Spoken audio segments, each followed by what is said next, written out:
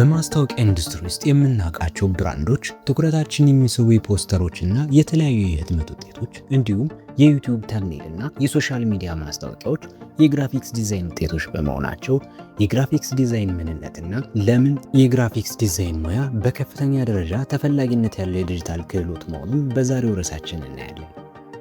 እንኳን ወደ ውቤ ግራፊክስ ቻናል በሰላም መጣችሁ። አብራችሁኝ የምቆይ ከሆነ በዚህ ቪዲዮ የፕሮፌሽናል ግራፊክስ ዲዛይን ሙያን በቀላሉ የምትማሩበት መንገድ ያሳያችኋለሁ።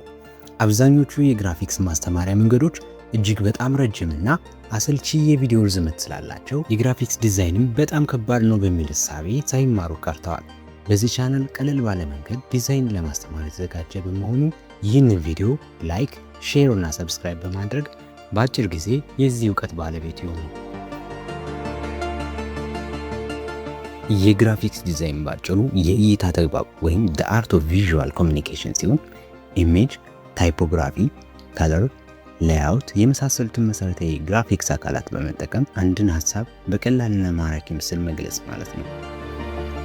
ወደ ሶፍትዌሩ ስንሄድ ለግራፊክስ ዲዛይን የምንጠቀምባቸው ሶፍትዌሮች ዋና ዋናዎቹ አዶቢ ፎቶሾፕ፣ ኢሉስትሬተር እንዲሁም ሌሎች የተለያዩ ሶፍትዌሮች ሲሆኑ በዚህ ቻናል ለጀማሪዎች ፎቶሾፕ ሶፍትዌር እናያለን።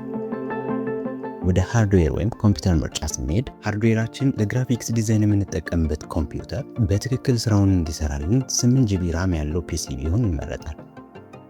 የግራፊክስ ዲዛይን ትምህርትን ካወቅን በኋላ ግራፊክስ ዲዛይን ለምን ይጠቅመናል የሚለውን እንይ።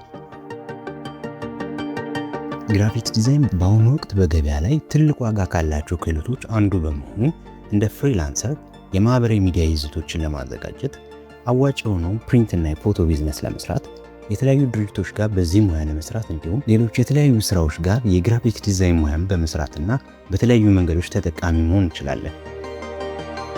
እንግዲህ የግራፊክስ ዲዛይን ምን እንደሆነና ለምን እንደሚያስፈልግ ተረድተናል ብዬ አስባለሁ። በቀጣዩ ትምህርታችን አዶቢ ፎቶሾፕ ኮምፒውተር ላይ በመጫን ከመጀመሪያው ጀምረን እንቃኛለን።